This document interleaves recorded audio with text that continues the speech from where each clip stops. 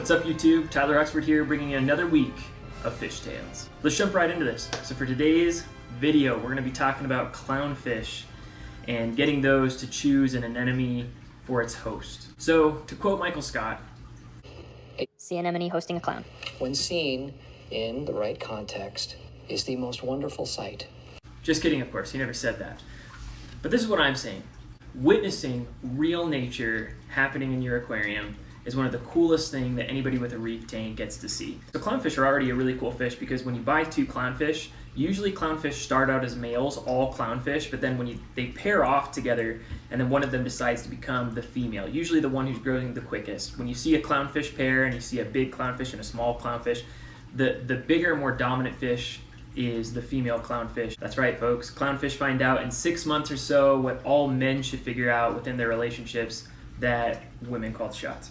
And that's the other cool thing, is that once you have two clownfish that have paired off, they can actually breed in captivity. So as long as you're taking really good care for them and you're providing a good habitat or home for them and they feel safe, they can actually breed and create more clownfish. Now that's one of the problems in today's reef world, is that many of our clownfish are bred in captivity, which means they've never actually lived in an anemone before. They've never chosen one to be its host. In fact, you may have several anemones spread out throughout the tank. You may have even made it apparently clear to your clownfish by putting it right in front of an anemone, but it just doesn't want to go anywhere near it. I've read about this. In fact, I seem to see a lot of threads on YouTube and online where a lot of hobbyists are concerned, even a little disappointed, that they had two clownfish that they really liked, they added an anemone, and the clownfish never chose said anemone for its host. So for today's video, I'm going to be documenting my process of getting my clownfish to choose one of my anemones for its host. So I've done a lot of research online, and I'm hoping to provide a comprehensive video of how we can help our clownfish choose a host anemone within our reef tanks. So the first thing is you need to make sure that you understand what species of clownfish you're actually dealing with.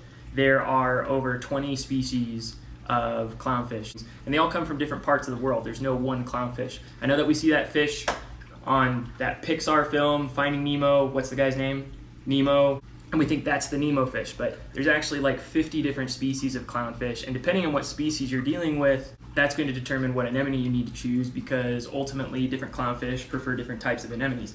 And some clownfish are tricky because the anemones that are native to where they come from in the world, or in what oceans or seas they're native to, are not necessarily reef friendly or are difficult for beginning reefers.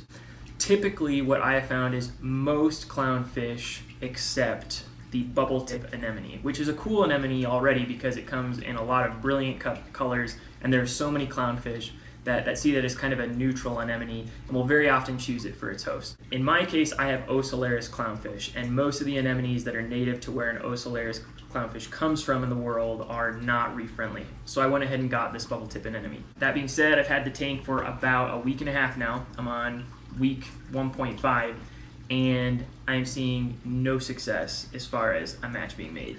So we are going to intervene. We're going to make this happen. So I've researched all kinds of ways to get clownfish to ultimately choose an anemone for its host. I've heard all kinds of crazy ideas. One such was to post a photo of clownfish in an anemone around your fish tank so that the clownfish can see that, recognize what's going on, and decide to choose an anemone for its host. Needless to say, that did not work. I don't know who posted that, but whoever that was, that is a terrible person. It just blows my mind that people would suggest such nonsense. But no, in reality, if somebody has done that and has had any type of success, I want you to document that, because I just do not think that that's going to work. I've tried it though. I haven't used a GIF, folks. I used a GIF on my phone. I wasted the battery the entire night with an animated GIF showing clownfish going into an anemone. That did not work. So the second way I've seen it done, which seems to be actually pretty effective, is using an acrylic tube, pointing the base of that tube to an anemone, and then introducing the clownfish in the top of that tube, and then helping the clownfish make its way down the tube safely by pouring in water at the top of the tube, creating a current so that they'll swim down and gradually get accustomed to the anemone. I actually got that idea from a YouTube video I watched from Mellow's Reef. Really appreciate that video. Now, I don't have an acrylic tube at my disposal, not one of that size. So I found another video by Farm Boy Reef in which he actually took the anemone out of his tank, put it inside a Betty Crocker strainer, and then introduced his 2 clownfish to that strainer as well, which I thought was a great idea because that way you can actually keep the strainer in your tank. That's going to make sure that all the water levels, the temperature levels are the exact same as your tank, but then you've combined the 2 clownfish and the anemone in one spot so that ultimately they can interact, check each other out, see if it's a match. So I saw that approach and I thought, you know what, that's something that I can do. I can set it up overnight. I can wake up, I can see what happens. So that's what I've done. Actually, you can see the setup here. I've still got the Betty Crocker strainer up in the tank. I've only had this set up for 1 day. I saw that Farm Boy Reef was recommending that we try this approach for 2 or 3 nights.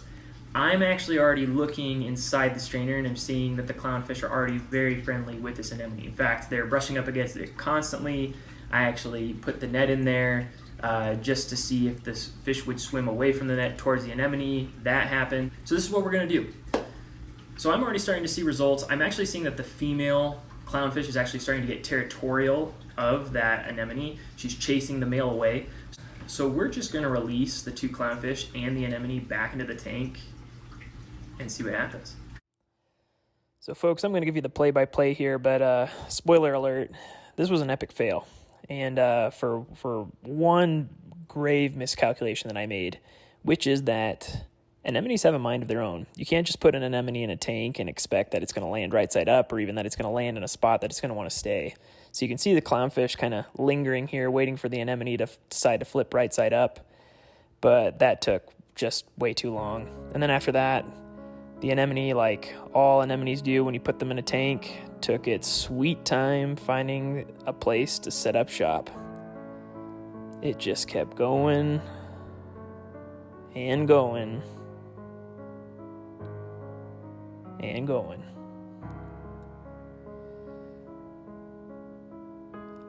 Yeah, I think it floated for like a good 7 minutes, something like that, before it finally decided to settle down on the right side of my tank, which ironically is the exact opposite side of where my clownfish were usually spending their time. So this was a lost cause. If I could do things over again, I definitely would have made sure that the anemone was placed in the tank first in a spot that it would want to stay, and then have introduced the clownfish close to that anemone. Of course, hindsight's 20/20.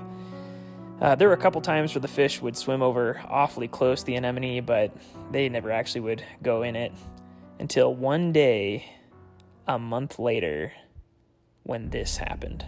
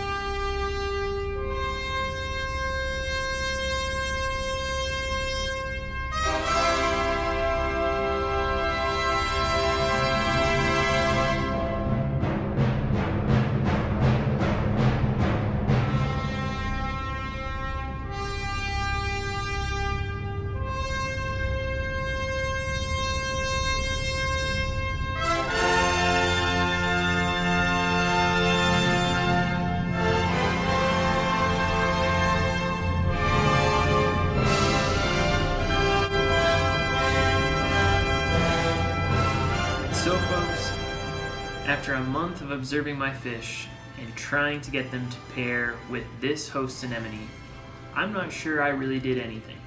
Maybe I did. Maybe by putting the fish in the same Betty Crocker bowl as an anemone, that is what caused this fish to come all the way across the tank and pair with my anemone here. Or maybe, as Ian Malcolm would say, life just finds a way.